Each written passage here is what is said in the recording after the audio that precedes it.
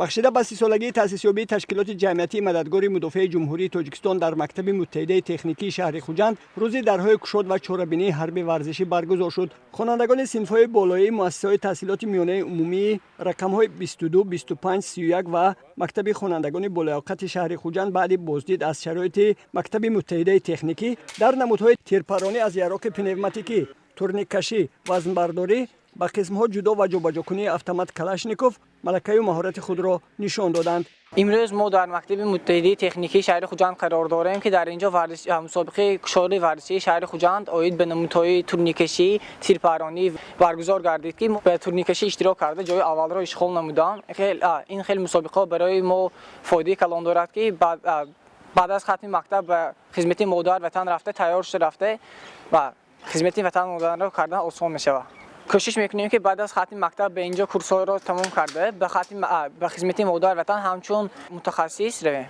مورد به ذکر است که مکتب متحده تکنیکی شهر خوجند یکی از مرکزهای کسب آموزی به حساب می رود که در اینجا اساساً جوانان به صف قواهای مسلح کشور آماده کرده می شوند با مقصد بلند برداشتن ملکه مهارت جوانان، جلب آنها به ورزش و سالمی و بیدار نمودن حس وطن دوستی آنها در مکتب مذکور منتظم چهاربینی های حربی ورزشی به راه مانده می شوند. چهاربینی حربی ورزشی مذکور نیز با مقصد جلب جوانان به ورزش و آماده نمودن آنها به خدمت مادر وطن راه اندازی شد که در آن خوانندگان مؤسسه‌های تحصیلات میانه عمومی مرکز ولایت با شوق و هوس بی‌اندازه اشتراک نمودند. در همه نمودها حکمان ورزشکاران بهترین را معین نموده با مدال افتخارنامه و تحفه‌های خاطروی مکتب متحده تکنیکی شهر خوجند قدردانی نمودند.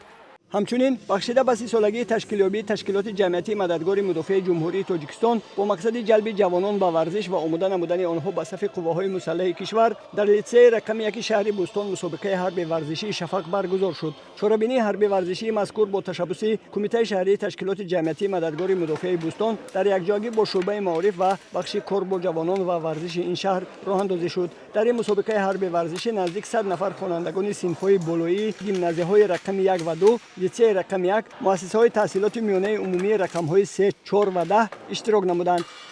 هدف از گذراندن این خط چهاربینی و مقصد تشکیل جمعیت مددگار مدافع برای جلب نمودن جوانان به صف قوای مسلح و تیار نمودن آنها برای وطن دوستی، وطن پروری و رفته به وطن خود صادقانه خدمت کنند.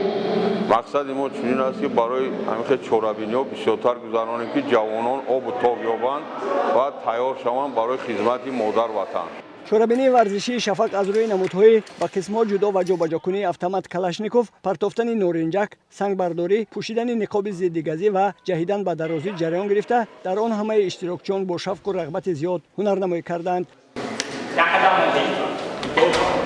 من خیلی خوشحالم که در امروز در مکتب ما مسابقه حربی ورزشی می‌گذرد. من در نمود جهیدن از جای به مسافت 3 متر اشتراک کردم و میخوام که در آینده چنین مسابقه ها خیلی زیاد شود و ما در آن اشتراک کرده خود را هنرنمایی خود را نشان دهیم و من وعده میدم که در آینده بعد ختم مکتب به صف قوای مسلح جمهوری تاجیکستان رفته به وطن صادقانه خدمت میکنم. برگزاری چنین چهاربینی‌های حربی ورزشی برای بلند برداشتن ملکه مهارت جوانان، آماده شوی آنها به صف قواهای مسلح کشور و بیدار نمودن حس وطن دوستی آنها مساعدت میکنند. جوانانی که در چنین مسابقه‌های حربی ورزشی اشتراک می‌نمایند، ملکه مهارت حربی ورزشیشان بلند می‌گردد. غالبان جایزه‌داران این چهاربینی حربی ورزشی با مدال افتخارنامه و تحفه‌های تأسیس نموده تشکیل کننده‌های مسابقه سرفراز گردانیده شدند.